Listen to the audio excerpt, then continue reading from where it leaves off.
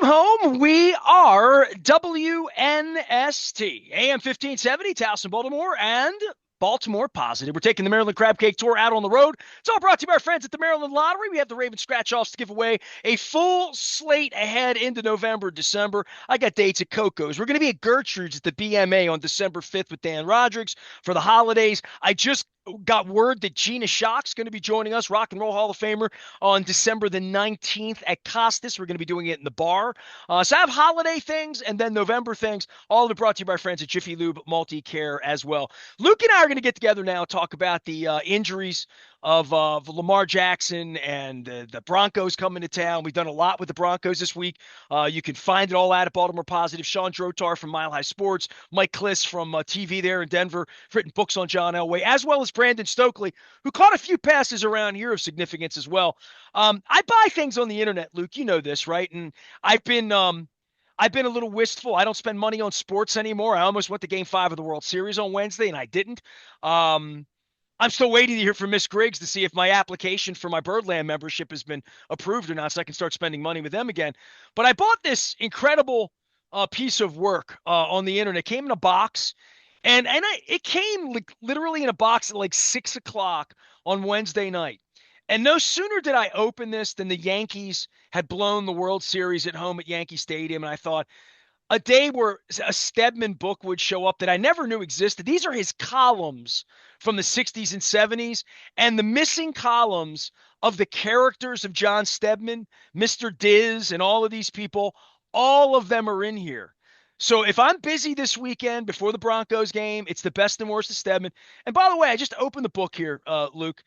John F. Stedman has been sports editor since January 6, 1958. He even remembers the date like a birthday because it was one of the most significant dates of his life. I began working at the Baltimore Sun on January the 6th, 1986. So there. So first thing in the book, I'm already interested in it. And he's already complaining on page 54 about how these bum athletes make too much money and money's overtaking the game and it's going to wreck the sports and it's not fun anymore because of money. That was in 1974. I think he was writing about Johnny Unitas. There you go. Look, all those, you can go back and find stuff from the early 1900s talking about baseball and salaries growing out of control, considering what they were making then compared to today. But always fun to look back at that, and certainly all the respect in the world for John Stedman, that's for sure. All right, you've had work to do all week. This is your chance to plug the tech service because it has been active. I don't know at what point the Lamar thing becomes alarming, probably sometime in the next 48 hours if it's to become alarming. Weird week, dude. Marcus Williams, no Speaky, trade for a wide receiver. We did an hour on that. Denver's in town. They're 5-3. They're better than you think. Probably on both sides of the ball, even the skill position players. They could have used Deontay Johnson. Yeah. For where this game is and this piece of coming out of this game, wherever they are health-wise, and then having to play football again. Next Thursday's Thanksgiving around here. We just get the Bengals coming to town, and they're going to have to chase Jamar Chase around. And, all things considered, and as the Browns proved last week, and Jim Schwartz, and we did a long segment on that, when you prepare for Lamar, you're a little more prepared. Even if you don't have the personnel, you at least have watched enough film and have some tendencies and have some schooling that these NFC teams seem to get on Wednesday afternoon, and by Sunday they're overwhelmed. This this is treacherous at 5-3. They haven't given themselves a lot of wiggle room here. Yeah, but that's also what happens when you start 0-2, right? That's just where you are. And interestingly enough, this is a Denver team that also started 0-2, a team that obviously has a rookie quarterback, and as you pointed out, doesn't have a lot of star power, right? There aren't a lot of big names on this team necessarily, although certainly they have their share of really talented players when you talk about, Surtain and some of the others. But this is a team that's playing good football, and they haven't had the toughest slate of opponents. I do want to start off by saying that. So it's not as though you look at their wins and the profile of the teams that they've played and you're wowed. They went on the road and they beat the Buccaneers 26-7 back in week 3, which was very much a surprising outcome at that point in time. But they've won 5 of their last 6, and they've got a really good defense. And as I just pointed out, you may not recognize that many names on that defense other than Surtain and a couple others, but they've got good players. And like I said, it's not necessarily superstar household names, but go look at how their defense has played. I mean, this is played like, just about any metric you want to look to. It's played at a top 5 or at least top 10 level, really across the board. I mean, you just look at their very simple rankings. They're third in total defense, seventh in rush defense, fourth in pass defense, third in points per games allowed, 16th in third down defense. Okay, there's your one metric that doesn't look quite as impressive. Third in the red zone. So you're talking about a very sound defense and a defense that has the ability to get after the quarterback. Oh, that sounds familiar. That's what Cleveland can do and what Cleveland did against the Ravens last Sunday. And their offense, which obviously lags behind the defense, but they've got a pretty darn good offensive line, which means they've been giving Bo Nix time, which we know the Ravens have had their issues getting pressure on quarterbacks consistently. So there you go. There's a formula there that, okay, even though the only name that you really recognize from their pass catcher collection is Cortland Sutton, they can still make plays if you give Bo Nix time in the pocket. And we know that that's been an issue, and that was certainly a major issue against Jameis Winston and the Browns. So this is not a game that the Ravens can take lightly. I mean, I know what Vegas says, and you can look at the point spread, and I was talking about that with a few other reporters during Wednesday's practice. Feels saying, ambitious. Wow, 9.5 feels really ambitious. Yeah, I feel like 6 would be right there. You know what I mean? Like 6, maybe 7. 9.5. Like that's a big number considering the Ravens' defensive issues and how Denver's played, which is better than expected. And decent on the road. And decent on the road. Yeah, and let's be clear. I expect the Ravens to win this football game. I'm not going to sit here and try to sit here and create a doomsday scenario that I'm expecting. That said, if you lose to the Cleveland Browns on the heels of having lost to the Las Vegas Raiders back in week 2, you can't sit here and say that any game's a layup or any game's a guarantee or anything like that. I mean, get out of here with that. So this is a team that's going to come in and absolutely has the potential to give the Ravens everything they can handle on Sunday. They like to run the ball. And while we know the Ravens defense has been very stout and elite against the run, Michael Pierce is on IR. Brent Urban's in concussion protocol. Travis Jones is still not right with that ankle. I said this to you before last week's game. I think it was crazy that they played him last Sunday. I mean, he only played 15 snaps as it was, and go back and look. He wasn't right. You got to get him right. He's been your best defensive lineman. So you look at how banged up they are up front defensively, and knowing that, yes, even though Javonte Williams isn't this running back that has a great yards per carry average, he's still very capable. And he's still someone that they'll want to feed if they get opportunities to do it. And the game script dictates that they can still do it. And Bo Nix can run around. He's not Lamar Jackson, but he can run around. You can't let him get out of the pocket. So the notion that they're a run stuff team and that you can't run on them, teams are going to start to test that a little bit if they have the capability to do that.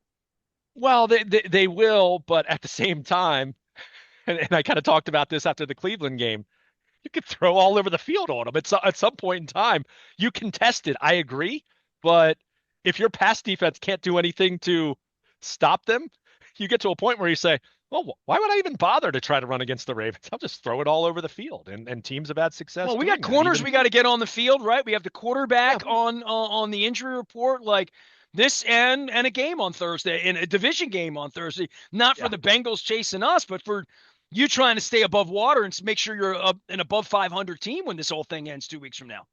Sure. And I mean, you have to be mindful of that. I think that's why we saw Lamar Jackson sit on Wednesday. John Harbaugh called it a rest day. Lamar's listed with back and knee issues. The early indication is that I'm not overly concerned here, but get back to me in a couple days. Get back to me over the weekend when we're talking about, where he is in terms of the injury report. I mean, Harbaugh said a rest day. Okay. I mean, it wasn't just listed as non-injury rest on the injury report. So we get into semantics a little bit, but it's something to keep in the back of your mind, especially because you do have the quick turnaround and you do have 2 games in 5 days. So, but that said, I mean, the Ravens cannot get caught looking ahead here. I mean, this Denver team is playing pretty solid football. And like I said, their defense is good.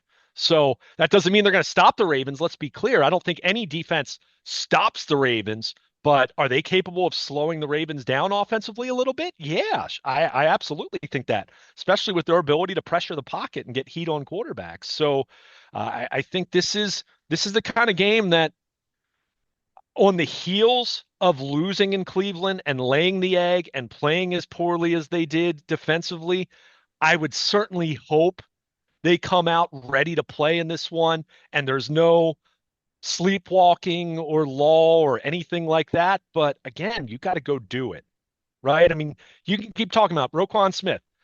Love Roquan, right? He was asked on Wednesday about some of the defensive struggles, and he starts getting into, we're going to be fine. We're keeping receipts of what everyone's saying. It's like, okay, that's well and good. You need to go out and do it then, right? I mean, no more talking about it. You need to go out and do it. Your pass defense is last in the NFL right now.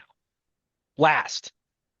You let the Cleveland Browns hang 29 points on you when they hadn't even scored 20 all year.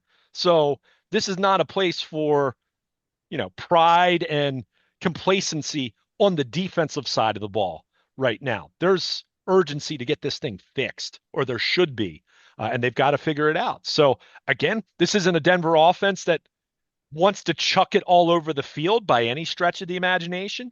But that said, they do have Cortland Sutton. They do have a tight end in Adam Troutman, who I think is a solid. They've got some other receivers who, if you don't cover them, can probably make plays. I mean, we've seen no-name receivers make plays against the Ravens this year, right? So it's not even so much that. So the good news is Marlon Humphrey is back on the practice field. That Nate Wiggins was back on the practice field, albeit on a limited basis on Wednesday. So again, we'll monitor that as we get closer and closer to Sunday. Friday, we'll have the final injury report. If there's notable elements to that, we'll send that out to you via the WNST text service. But they've got to get right, because to your point, you've got Cincinnati on the back end of that 5-day stretch.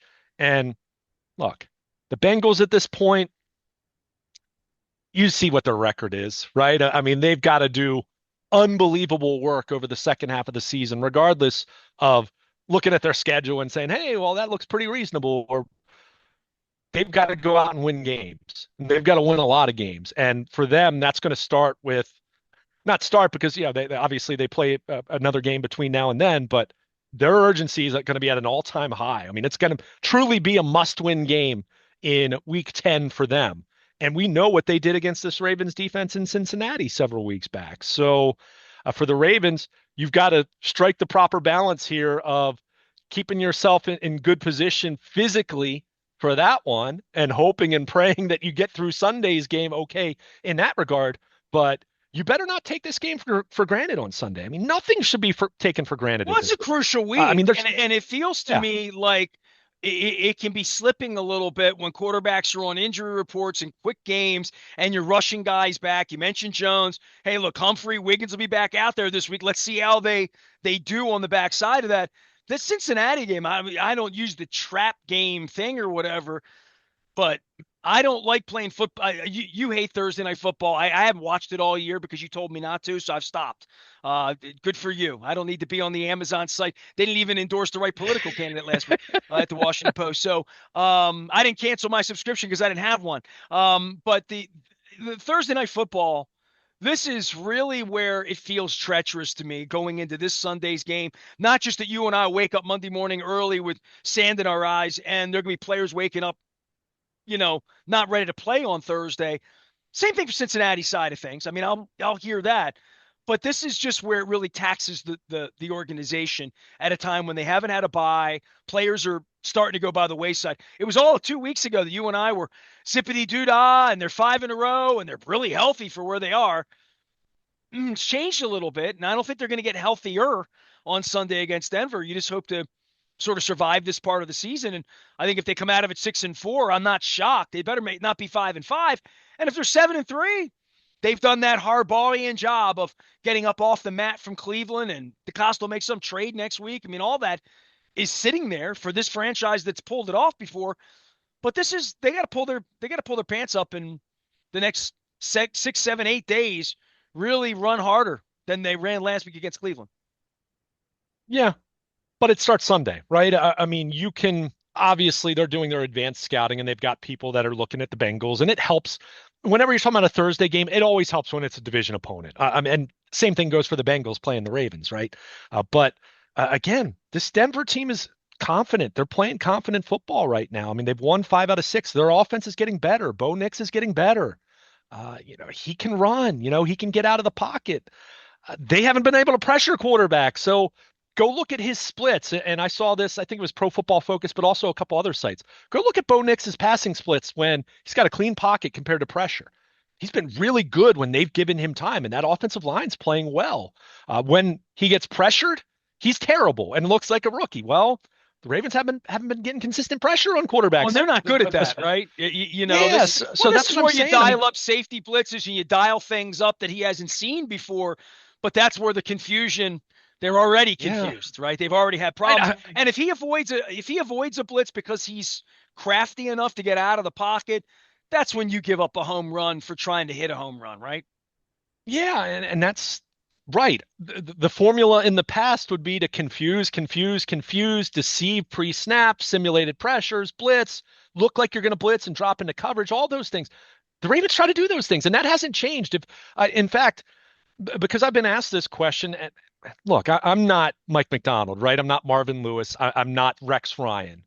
But I've had people ask me, what's changed about the Ravens defense beyond the obvious of coaching changes, some of the personnel that left via free agency.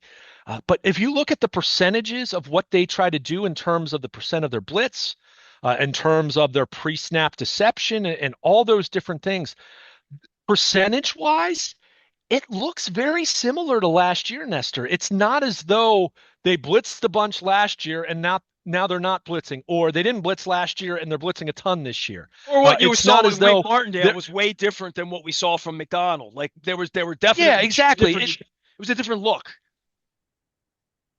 Right. It hasn't been something that's been dramatic in that way. They just haven't executed well, and it's been guys have looked confused or they're not in the right spot.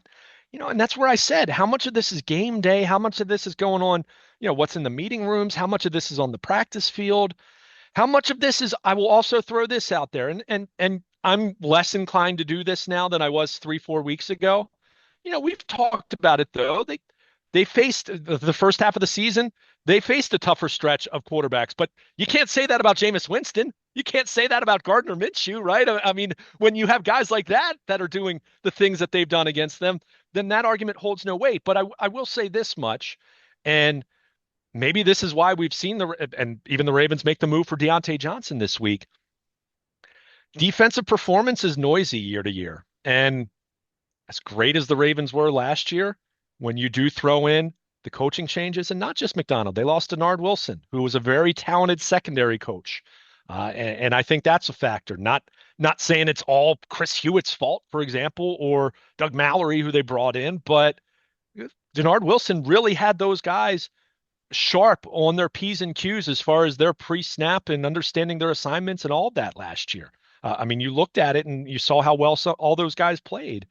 So, you just change up those variables, and then you realize defensive performance is a little less reliable year to year. But that still doesn't explain the Ravens having nearly given up as many touchdown passes this year than they did all of last year already. I mean, we're 8 games into the season and they're at that point. So, I mean, it's crazy to think about it in those terms as far as just how much this group has struggled. I mean, that can't happen. That's inexcusable. That's below the bar, as John Harbaugh said years and years ago. About I think it was a poor Ravens secondary performance in San Francisco, if I recall, was back in 2015. But I mean, it's really messy. I mean, they've got to figure this out.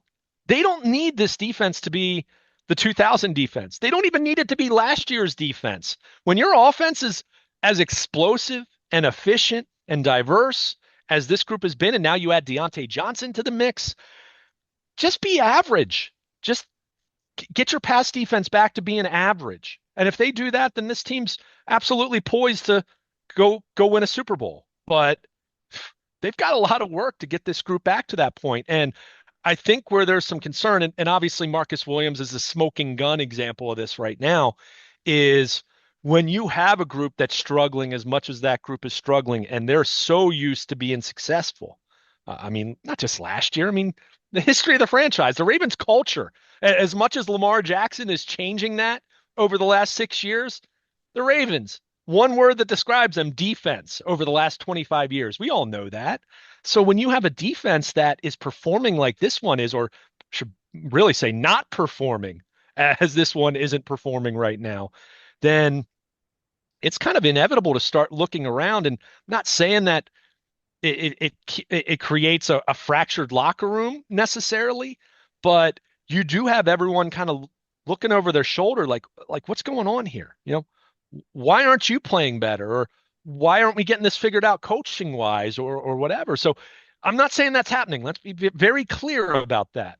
But the longer these struggles go on to this magnitude, those things start to become more and more of a concern in terms of guys looking around and pointing the finger and saying, why aren't you doing your job? What's going on here? Why is this so disorganized? Why aren't we making the adjustments schematically here? Why is this guy playing over this guy or vice versa? So, I mean, you always have to watch those things. And look, to their credit, because John Harbaugh has cultivated this kind of a culture in their locker room for a very long time, you have less of a concern about that. But that only goes so far if you continue to struggle to this degree. I mean, go look at their defensive numbers. I mean, that's really, really unraven like. I mean, even years where we've looked at the defense and said, yeah, it's kind of down compared to what it normally is. This is really stark in terms of how different and how much worse it's been than last year. So, And it shouldn't be this imbalanced, right? Like it's we talk about the trading deadline, no, and this is not a young defense. This is not a poor defense. They've got Pro Bowl caliber no. players along four levels. They got guys making 15, $20 million at every level of the defense. And Hamilton's not even one of them. And they have a special, you call him generational, so there you have it, kind of player in Hamilton, and it's not getting done. And maybe it is as easy as communication in the pass rush. Maybe they do have the players and aren't utilizing them the right way. Maybe if Mike McDonald was back here, it would look differently. And that would really be an indictment on Marlon Humphrey, and might be an indictment on the whole organization to ever let him get away if Harbaugh's not going to be coaching here 2 years from now or 3 years from now anyway. But whatever it is, it's not for lack of personnel trying. And to your point, we spent an hour talking about DaCosta maybe going and getting a pass rusher this week to add to it. They'll continue to try to do that, but it shouldn't be 32nd. I mean, in all of No. Harbaugh's years, I don't remember you and I, and you've been here from the beginning, I remember you and I ever having a conversation about them being the worst of anything. I mean, if you look Well, at it PR right now, department, but other than that, yes. if you look at it right now, I mean, this is tracking to be the worst defense the Ravens have had since 96 in terms of points allowed. And obviously more goes into that than just the defense, special teams, turnovers, all those different things, right? But still, that's where we're talking here. But 32nd in pass defense, 26th in points per game allowed, 29th on third down, 19th in the red zone. Okay, they're number one in rush defense. And Great. we're halfway through the season. That's not a week. That's not a small sample size. Yeah, exactly. Exactly. So it's got to get better. Again, it doesn't need to be top five. It really doesn't. That's how great their offense is. They don't need a top five defense. They don't need a top 10 defense. They need to get that pass defense at least back into the average range. If they can do that, then I feel fine about this team, and their chances in January. But you, I mean, we saw it on Sunday. The Raven. It's not as though the Ravens' offense was awful on Sunday. It was down from where it had been in previous weeks, no question. But they still scored 24 points, even on a down day. But if you're going to give up that to Jameis Winston, I mean, what's going to happen against, the next time you face Patrick Mahomes, assuming they've got their offense clicking at a higher level than it's been, because that's what Kansas City Well, the does. craziest thing is they played well against Buffalo. Yeah, right, exactly, and that's And what's so still frustrating about 32nd. And this. still 32nd. That's And crazy. look, and we always, we can always look at this and say, well, if team Team A beats Team B beats Team C, Team A should beat Team C. And we know that it never makes sense like that because it's the NFL and it's week to week. If they played Buffalo again this week, I'm guessing the Ravens wouldn't blow them out again. They might win and they might do a good job again. Maybe they're just a good fit against Buffalo. But but the point is, you just said it. That's what's so frustrating about this because even with losing Mike McDonald and some of these defensive assistants and acknowledging, yeah, you would have liked to keep Geno Stone in a perfect world as your third safety. And yeah, ideally, I wasn't going to pay Patrick Queen what he got in Pittsburgh, but it doesn't mean you don't miss him. It doesn't mean you didn't like the player, right? Liking the player and making the what you feel is the right business decision are two different things. Up front, Jadeveon Clowney, I wouldn't have been inclined to give him a 2-year deal either, but they've missed him. And that's not even to say that Clowney's been all that good in Carolina because he hasn't been.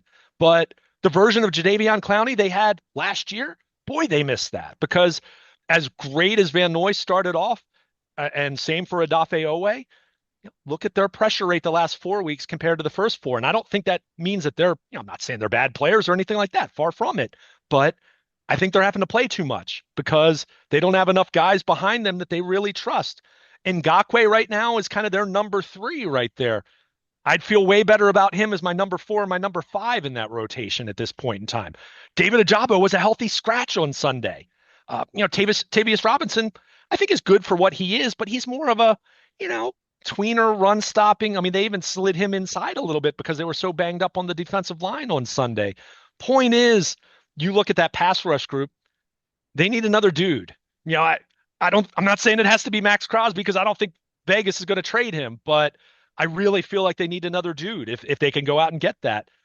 But even with all of that, even with all of that acknowledged, it shouldn't be this bad. It just shouldn't. And for it to be this bad now, to your point, halfway through, we're going to be at the halfway point of the season at halftime on Sunday, right? 8 games in, 17-game season. For them to be where they are pass defense wise, I mean, it's alarming because again, it's not that different. It's not as though, this isn't not like they're speaking a totally different language defensively. It's a Well, new you can't coordinator, yes, say to me but you're going to win the Super Bowl when you're the 32nd ranked defense in the league, and you tough. you are getting worse, not better at this point. This time Right. last week they were number 1 in the power rankings, and Lamar, and King Henry, and they're both going to the Hall of Fame and all of that. And then you take it on the chin to the Browns, and your quarterback shows up on the injury report, and you get 2 games in 4 days in the middle of the year when things are sort of teetering a little bit and the Steelers look capable. I didn't see that coming. I don't think anybody, we never see No. Washington coming as being capable, but there have been some surprises around the league.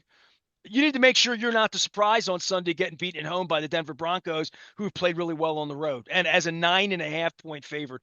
Luke Jones is here. He's Baltimore Luke. He's going to be out in Owings Mills. All are brought to you by Jiffy Lube Multicare.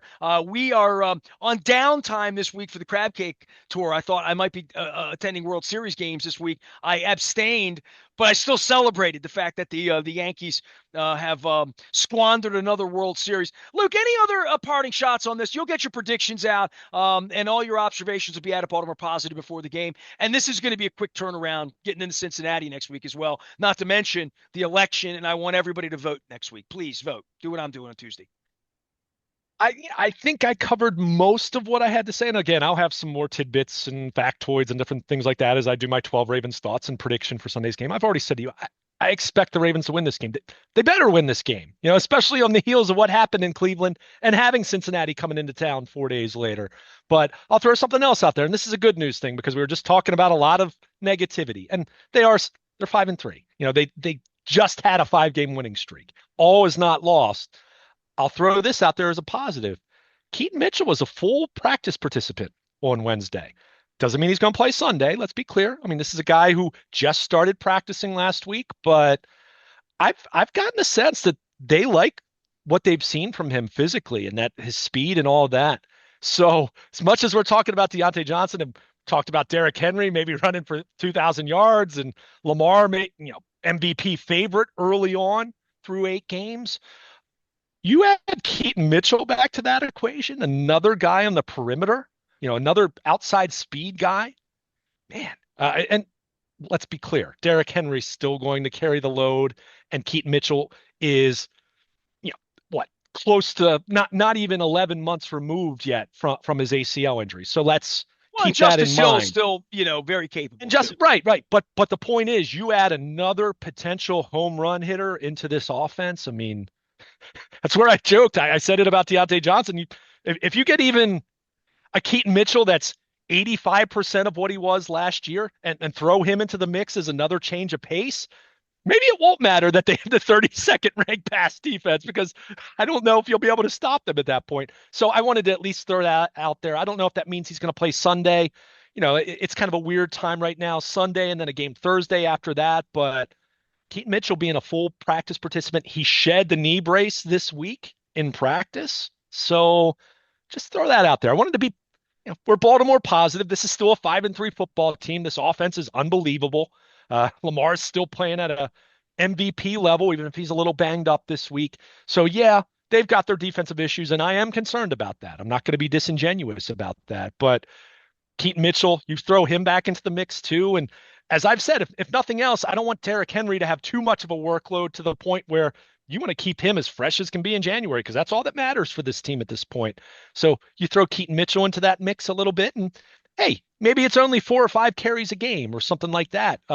When he, is fully back to in-game shape and all that. But I thought it was nice to see that. I know that kid's worked really hard. I know you have an affinity for Anthony Mitchell, and we all talked about how great this story was last year. So glad to see him back on the field. Glad to hear that he's doing so well. It sounds like his speed, at least straight line, looks like what it was last year. Lateral movement, we'll see. That's something that's always a challenge for skill players coming back from an ACL, but I wanted to throw that out there amidst all the concerns and negativity and some of the injuries that they have dealt with here recently.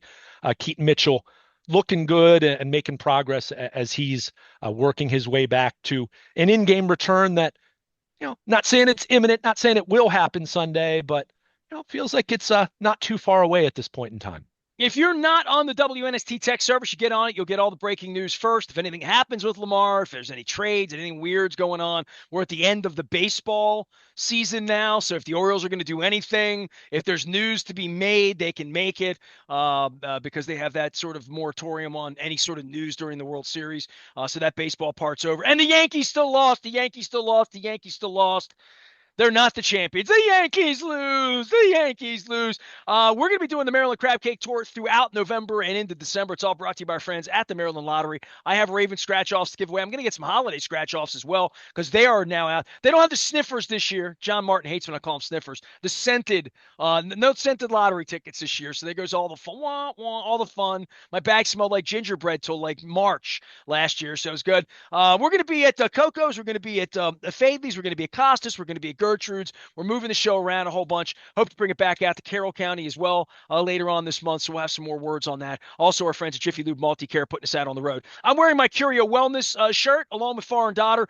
They provide health and wellness needs in the cannabis space. We provide education here for that. And Wendy Bronfine joined us this week, gave us a Duran Duran review from Monday night as well. It is our 26th anniversary, and our friends at Liberty Pure Solutions keep our water clean. 1-800-CLEAN-WATER. They give me bottles of water, and they're really tasty, fresh water, but they keep the water in my house clean with a water filtration system that takes care of things that well water, no bueno. You don't be drinking the well water. Call Liberty Pure, 1-800-CLEAN-WATER. Also, for all your plumbing needs, they are there for that. Wise Markets calls these wise conversations. We have plenty of them ahead, including a whole bunch of stuff coming from Denver. Brandon Stokely joined us this week. Mike Kliss joined us this week, as well as Sean Drotar, all insiders with the Broncos. Lots of stuff on Bo Nix, Sean Peyton Manning, and more. He's Luke. I'm Nestor. We are WNST, AM 1570, Towson, Baltimore, and we never stop talking Baltimore positive.